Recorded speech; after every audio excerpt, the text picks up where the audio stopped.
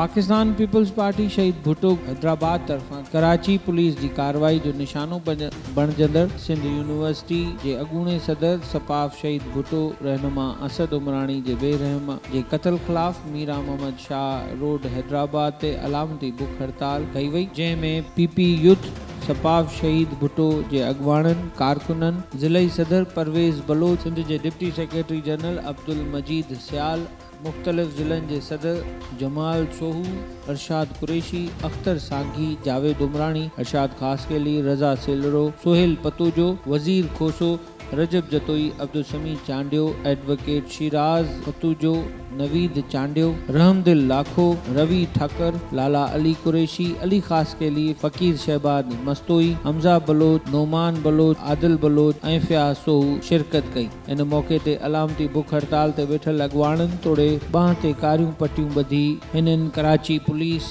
जो अदालत खां मथां क़त्ल ख़िलाफ़ नारा ऐं प्ले कार्ड खणी एहतजाज कयो। इन मौक़े ते अॻवाननि वधीक चयो त मुल्क तोड़े सिंध में ॿिटो कानून आहे, अमीर लाइ हिकिड़ो कानून ऐं ग़रीबनि लाइ ॿियो कानून। जंहिं मुल्क जा अरबें रुपया लुटिया उहो हर कानून खां आजा आहिनि ऐं पंहिंजे लग्ज़री बंगलनि में आरामी आहिनि, जॾहिं त ॿिए तरफ़ मशाल ख़ान,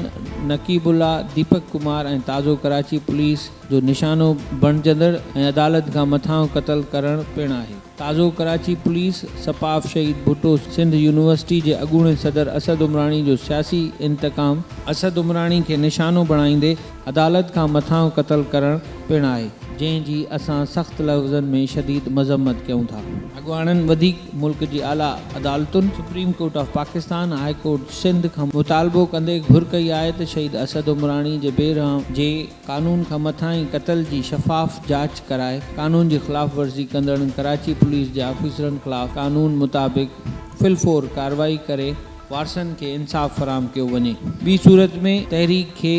वधीक तेज़ कयो वेंदो।